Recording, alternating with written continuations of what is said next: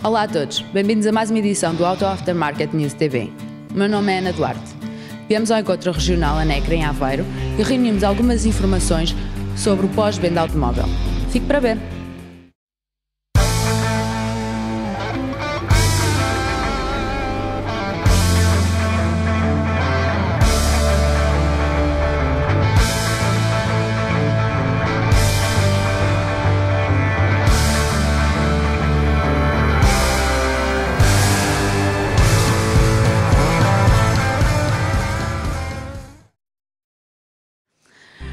Estamos com Jorge Neves da Silva, secretário-geral da ANECRA. Qual o estado do setor automóvel em Portugal? Antes de mais, permitam-me que a cumprimente e que lhe diga que me disse muito bem o meu nome. Em segundo lugar, o estado do setor é um estado periclitante, um estado muito crítico, um estado de profunda recessão, à semelhança do que acontece com o país. Estamos a viver, de facto, uma quebra de vendas a todos os níveis, quer ao nível do setor do comércio, ao nível do comércio de veículos novos como de veículos usados, quer ao nível da reparação e manutenção automóvel. Se não vejamos, nós no ano de 2011 tivemos uma quebra de vendas relativamente ao ano de 2010 de cerca de 31,2% dos ligeiros passageiros. E era necessário recuar 24 anos para vermos valores idênticos a esses registros no historial do setor automóvel, o que quer dizer que o número de veículos que se vendem, nem de perto nem de longe, dá para nos aproximarmos do quarto daquilo que vendemos no ano 2000. Em 2000 vendemos um volume significativo e os montantes vendidos no ano de 2011 tiveram, de facto, uma redução de quase 75%. Como se não bastasse aquilo que aconteceu no ano passado, e que foi um ano relativamente mau, muito mau, mas eu digo relativamente mau porque o ano de 2010, paradoxalmente, tinha tido um crescimento de vendas motivado por uma antecipação de compras efetuada no mês de novembro e dezembro. De facto, nós estamos a constatar no primeiro trimestre de 2011 um acumular da quebra. E esse acumular da quebra traduz-se em última instância como por uma redução, uma nova redução estimada em cerca de 49%, cerca de 50% face ao período homólogo do ano passado, face ao primeiro trimestre do ano passado. Se quiser mais precisamente, nós vendemos este ano qualquer coisa como menos 27.127 unidades no conjunto dos segmentos, comerciais ligeiros, ligeiros passageiros, comerciais pesados.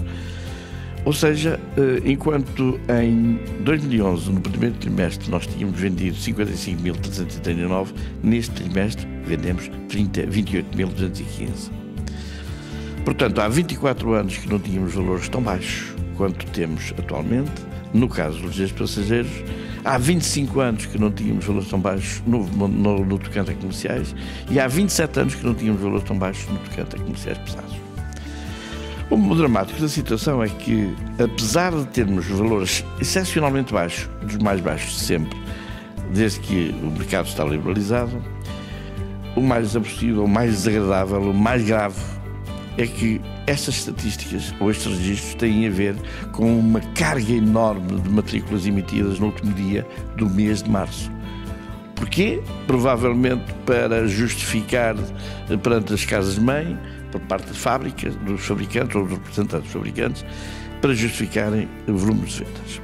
Há objetivos, têm que os cumprir a qualquer preço e, em boa verdade, é incrível, é inacreditável mesmo que no último dia se tenham vendido, no último dia de março, se tenham vendido cerca de 3.000 unidades, ou melhor, matriculado cerca de 3.000 unidades, de um montante de 9.622. É impossível, um terço registrados no último dia. Portanto, não são vendas efetuadas pelos comerciantes, de facto, pelos comerciantes do setor. Se este segmento de atividade vai mal, também irá mal o segmento dos usados, porque quanto menos vendas de novos existirem, menos retomas existem também. Menos retomas são originadas. E havendo menos retomas, maior dificuldade existe por parte dos comerciantes usados em obter aquele bem de que necessitam para procederem ao reencaminhamento ou à revenda das viaturas. Também aí temos situações muito graves, assim como naturalmente na reparação automóvel. Porque quanto menos carros se venderem, menos carros são assistidos. Menos carros andam a circular, menos carros são assistidos. Num momento destes, podemos questionar qual é a razão de ser de tudo isto. E eu responder-lhe, a razão de ser é nós estarmos nas lonas. Não estamos de tanga, estamos pior que de tanga. De tanga até era agradável ver as meninas de tanga e tudo mais. O mais grave da questão é que nós estamos a viver numa situação em que o principal fator que condiciona a procura de automóveis, que é o rendimento disponível das famílias, isto é, aquela parte do rendimento real das famílias, ao rendimento nominal das famílias, deduzido que foram os compromissos para satisfazer as dívidas de cada um, essa pacota parte que fica, o rendimento disponível, o poder aquisitivo das famílias é cada vez menor. Portanto, não há cheta, não há dinheiro, não há poder de compra. E não havendo poder de compra, não há procura. Acresce que também não há procura, não só porque o rendimento disponível é baixo, como também porque o índice de confiança dos consumidores atingiu o mais baixo ponto de sempre. Os consumidores estão petrificados, autenticamente, estão expectantes relativamente àquilo que possa vir a acontecer quanto ao futuro. É o espectro do desemprego, é o espectro da bancarrota, é o espectro disto e daquilo. E, portanto, não assumem compromissos para investir, não compram automóveis. Mas podiam não comprar automóveis por não terem rendimento disponível, mas terem capacidade creditícia. Teriam muito gosto em recorrer às instituições financeiras. Contudo, isso não acontece porque as instituições financeiras restringem completamente a concessão de crédito. Logo, não há financiamento ao consumo, não há financiamento ao investimento. Isto é grave. É grave porque o rendimento disponível também é menor, dado que houve um acréscimo significativo de impostos e taxas e houve uma redução do rendimento das famílias. Quando se eliminam um 13º mês, ou o subsídio de Natal, ou o 13º mês, de facto, isso corresponde a retirar às famílias uma capacidade de aquisição que normalmente utilizavam para gastos supérfluos, ou melhor, para compras desse ano, ou para satisfação de compromissos já assumidos, ou para a aquisição de automóveis, ou para dar de entrada para um automóvel. Quando se quebra essa situação, naturalmente que o assunto fica gravoso. Ora bem, perante uma situação destas, o que é que acontece? Acontece que prolifera, ou passa a proliferar, um movimento de economia paralela. Crescer a economia paralela em detrimento da economia real. A economia real vive a situação que vive, desde que se cumpram satisfatoriamente todos os compromissos, mas a economia paralela começa a singrar. Isto é, uma economia paralela, uma economia informal, uma economia subterrânea. E essa economia paralela verifica-se essencialmente em dois aspectos. É tanto maior a economia paralela, quanto maior for a degradação do poder real aquisitivo das famílias. Quanto maior forem os impostos, as pessoas tentam evitar o pagamento do IVA, tentam evitar o pagamento de determinadas taxas e tentam encontrar formas de adquirirem os produtos, os bens e os serviços mais baixos, a preços mais baixos do que aquilo que normalmente fariam. E recorrem, inclusivamente, a um artifício que é aceitar que não sejam emitidas faturas, nomeadamente na aquisição de veículos automóveis usados, nomeadamente na reparação automóvel. Esta situação provoca um aumento das falências das empresas. Desaparecem empresas do setor automóvel, particularmente micro, pequenas ou médias empresas, ao ritmo de 2 a 3 empresas por dia, em que a causa é essencialmente de natureza financeira. O que é que acontece a muitas oficinas que, entretanto, desaparecem? Os seus ativos autonomizam-se, vivem do subterfúgio em termos de subsídio de desemprego, mas, na maior parte das vezes, vão fazer aquilo que chamam os biscates. Os biscates. E o biscate é feito em locais não adequados, sem condições, sem regra, sem preço. E quem aí vai, sabe que vai pagar, vai aí porque paga menos do que aquilo que pagaria numa outra instituição normalmente regularizada, e porque também não é emitida a fatura. Portanto, estamos a assistir a um distúrbio completo do processo relativo à economia real, com consequências profundamente adversas, ao nível de concorrência desleal perante todas as empresas que cumprem religiosamente as suas obrigações, e ao nível do próprio erário público, ao nível da arrecadação das receitas, porque não são arrecadadas as receitas, não é emitida a fatura, não é cobrado o IVA, não é reportado esse valor no IRC, tudo isso. Portanto, temos aqui, para além de uma concorrência profundamente desleal que afeta profundamente também os legítimos representantes do setor na área da reparação, as empresas constituídas legalmente, como também afeta o próprio erário público, o próprio Estado, com a redução das receitas. Acresce ainda uma situação que é esta: não só esses ficam prejudicados, também ficam prejudicados os consumidores e o ambiente. Os consumidores, porque na verdade não têm possibilidade de contrariar a produção ou a venda de gado por lebre.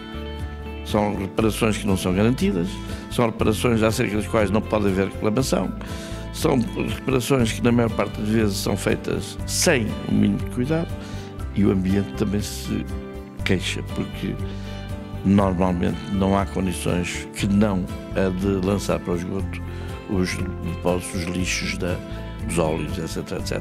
Portanto, vai haver uma poluição ambiental. Da mesma forma que dizíamos em instantes sobre as consequências da economia paralela e das características da economia paralela no caso da reparação e manutenção automóvel, também na comércio dos usados ela se faz sentir. E de que maneira? Porque assistimos sistematicamente em todas as localidades deste país, e infelizmente, desgraçadamente, assistimos a uma proliferação de carros usados espalhados pelas ruas, com indicadores para venda, com placas de indicação, com indicação para venda. Prefiguram aquilo a que nós chamamos os stands Trata. Trata, porque tem lá Trata ou frontal, portanto são os stands Trata. Isso tem a ver com a prática de uma forma de comercializar que não é verdadeiramente comércio, não é comércio no sentido da palavra, no verdadeiro sentido da palavra, por quem faz da rua o seu stand e por quem faz do escritório ou do café o seu escritório. É algo que se traduz, em última instância, também na produção de uma concorrência profundamente desleal face a todas aquelas empresas de comércio automóvel usados que exercem a sua atividade de forma perfeitamente legal, cumprindo religiosamente todas as imposições, e aqui não se cumpre absolutamente nada. Concorrência desleal, com todas as consequências que são inerentes. Temos, por outro lado, um impacto negativo no próprio consumidor, porque o consumidor, na maior parte das vezes, compra gado por lebre, e inclusivamente não sei e até que ponto é que não acontece isso com alguma frequência, compra carros que estão hipotecados ou penhorados, ou carros que eventualmente foram roubados, até pode acontecer, e já tenho conhecimento de algumas situações deste ano. Portanto, é algo que desvirtua completamente a concorrência e desvirtua completamente o poder competitivo em termos de setor automóvel. Mas ainda existe um outro impacto que é idêntico àquele que se verifica na reparação e manutenção automóvel, que não há normalmente faturas, não há emissão de IVA. Como não há emissão de IVA, não ao pagamento de IVA, há uma fuga, uma evasão fiscal que urge acabar. Como é que se erradica isto? Erradica-se, porque é um problema de polícia, em primeiro lugar, através do recurso ao Código da Estrada, onde se diz o que é que estamos perante um estacionamento que é indevido ou abusivo e, como tal, pode ser, é suscetível, não é pode ser, é suscetível de essa viatura ser rebocada e há uma contraordenação para o respectivo proprietário. Fundamentalmente temos que acabar com essa situação e, mais do que isso, temos que tentar moralizar o setor. moralizar o setor, criar um conjunto de regras, de boas práticas, um conjunto que respeite fundamentalmente a boa ética, a ética comercial. Voltando ao problema no caso da reparação automóvel, é manifesto que quando nós dizemos que existem muitas oficinas em Portugal, nós passamos a assistir ainda, apesar de terem desaparecido muitas oficinas digamos, a concorrência sã encarregar-se-ia de separar o trigo do joio, portanto haveria uma seleção natural.